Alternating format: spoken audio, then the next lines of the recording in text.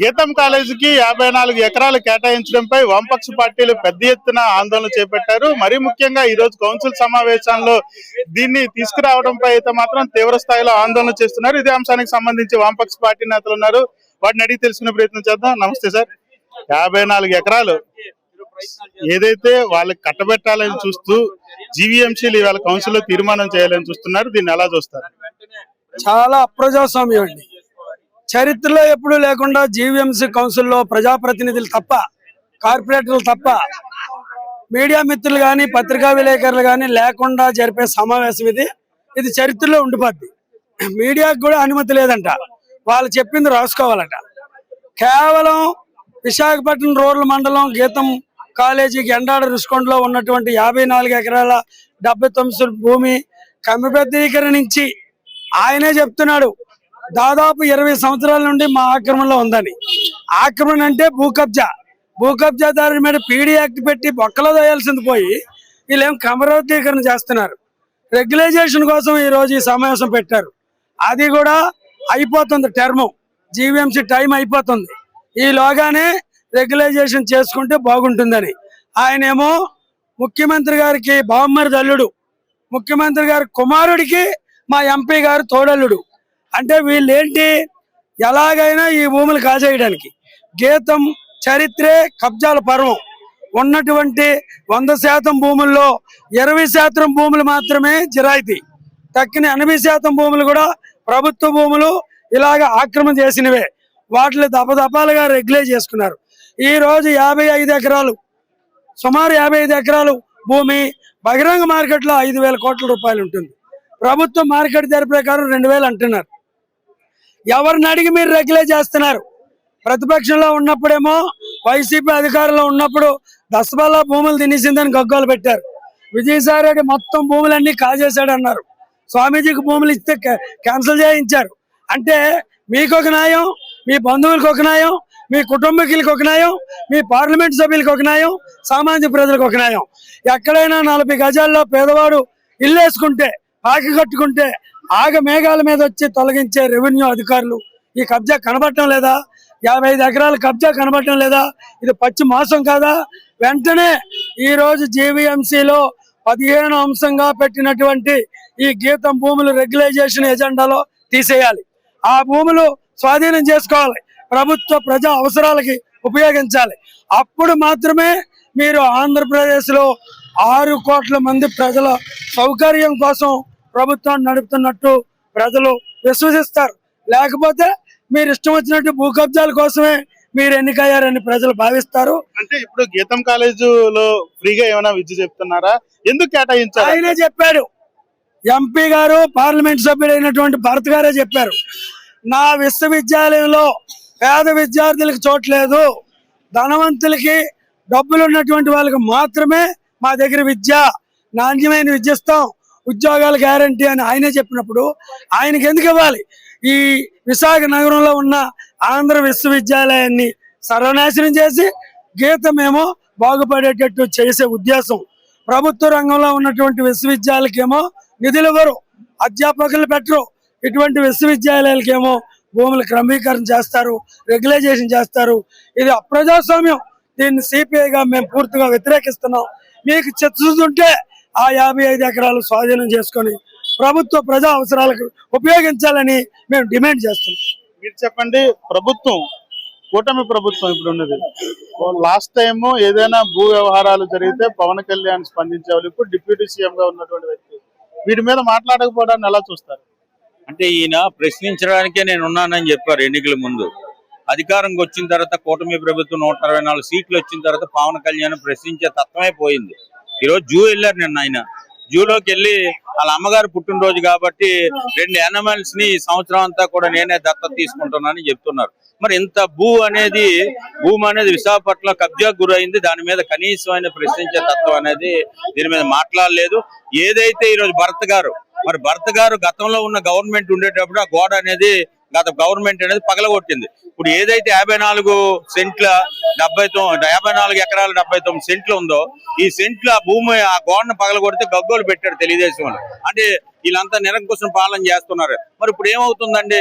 గతంలో ఏదైతే 2014 అధికారం ఉండేటప్పుడు అప్పుడు కృష్ణారావు గారు అని చీఫ్ సెక్రటరీగా ఉండేటప్పుడే ఈ గీతం భూమి ఏదైతే 55 ఎకరాలు ఉందో ఈ 55 ఎకరాలని కూడా స్వాధీనం చేసుకొని రెగ్యులైజేషన్ చేయమని ఆ కృష్ణారావు గారి దగ్గర పెడితే దాన్ని ఆయన మెలికి పెట్టి అది ఆపేశారు. ఇప్పుడు దాకా చేసుకోలేపారు. ఇప్పుడు ఇది అయితే లాస్ట్ కౌన్సిల్ అవ్వచ్చు. దీన్ని ఏజెండా 15వ ఏజెండా కింద పెట్టి ఈరోజు ఆ గీతం యూనివర్సిటీకి సంబంధించి ఏదైతే ఉందో ఈ భూముల్ని బదలాయించడం అనేది చూస్తున్నాం. మేము ఒకటే చెప్తున్నాం, అంటే మీకు అధికారం ఇచ్చి ప్రజా ఆస్తులు మీరు కాపాడుతారని ఓట్లు వేసి చట్టసభలు పంపిస్తున్నారు. ఆ చట్టసభలు పంపించేటప్పుడు మీ తాలూకా ఎవరైతే ఈరోజు మీ బామ్మర్ది ఎవరైతే ఉన్నారో మీ బామ్మర్ది తాలూకా అల్లుడని లేకపోతే మీ అబ్బాయి తాలూకు తోళ్ళని ఒక నెపంతో ఒక ఎంపీగా ఉన్నాయని తీసుకొని వెళ్ళి మీరు ఈరోజు ఇంత పెద్ద ఎత్తున అంటే బహిరంగ మార్కెట్లు వేలం వేస్తే 5,000 కోట్లు దాని విలువ, గవర్నమెంట్ రేట్ అనుకుంటే 2,000 కోట్ల రూపాయల విలువ.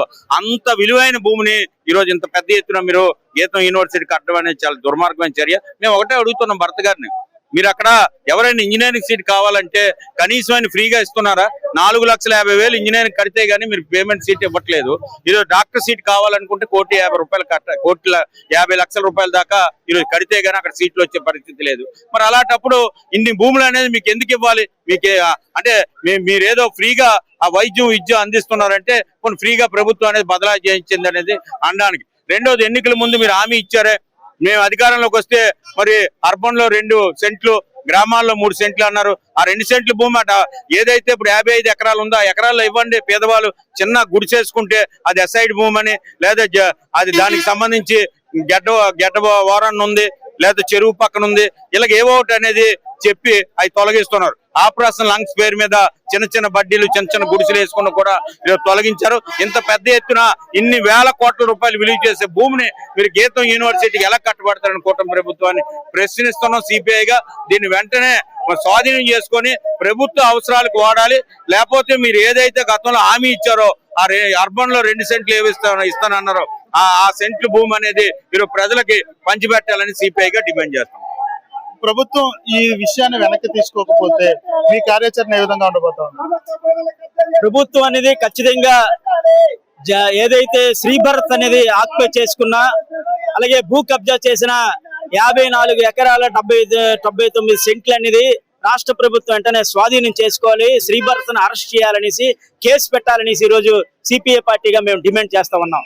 ఈ రోజు ఒక ప్రజాప్రతినిధి ఉండి నీతి కబుర్లు అనేది ఆడి ఈ రోజు దొంగే దొంగ దొంగ అన్నట్టు అరిచే విధంగా ఈ రోజు చందాన్ అనేది ఉన్నది.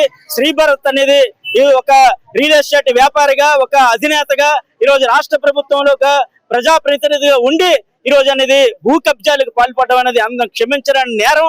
వెంటనే ఏదైతే పేద ప్రజలు అనేది ఈ రోజు అనేది తలదాచుకోవడానికి ఒక పూరి గుడిసె అనేది వేసుకుంటే వెంటనే ఆ పూడి గుడిసెని తొలగించి అతని మీద కేసులు అనేది పెట్టే పోలీసులతో కేసులు పెట్టించే రాష్ట్ర ప్రభుత్వం అనేది శ్రీభరత్ అనేది ఈ రోజు ఒక ఎంపీ స్థానంలో ఉండి దాదాపు 5,000 కోట్ల రూపాయల ఆస్తిని అనేది ఈ రోజు భూ కబ్జాకి అనేది పాల్పడితే ఆయన వెంటనే అరెస్ట్ చేయాలి, ఎంపీ పదవికి రాజీనామా చేయించాలి అనేసి మేము సిపిఐ పార్టీగా డిమాండ్ చేస్తా ఉన్నాం. ఇప్పటికే లక్షలాది మంది 1,35,000 మంది అనేది ఈ రోజు అనేది చిన్న చిన్న పూరు గుడిసెలు వేసుకుని ఈ రోజు అనేది రోడ్డు పైన ఆక్యుపై చేసుకుని తలదాచుకుంటే వాళ్ళందరికీ పట్టాలనేది ఈ రోజు అనేది రాష్ట్ర ప్రభుత్వం ఇవ్వకుండా ఇబ్బందుల పాలన చేసే పరిస్థితులు అనేది ఈ రోజు రాష్ట్ర ప్రభుత్వం ఉంది. ఈ రోజు అనేది రాష్ట్ర ప్రభుత్వం అనేది గత ప్రభుత్వం అనేది భూ కబ్జాలకు పాల్పడింది, అలాగే అవినీతి అక్రమాలకు అనేది పాల్పడింది.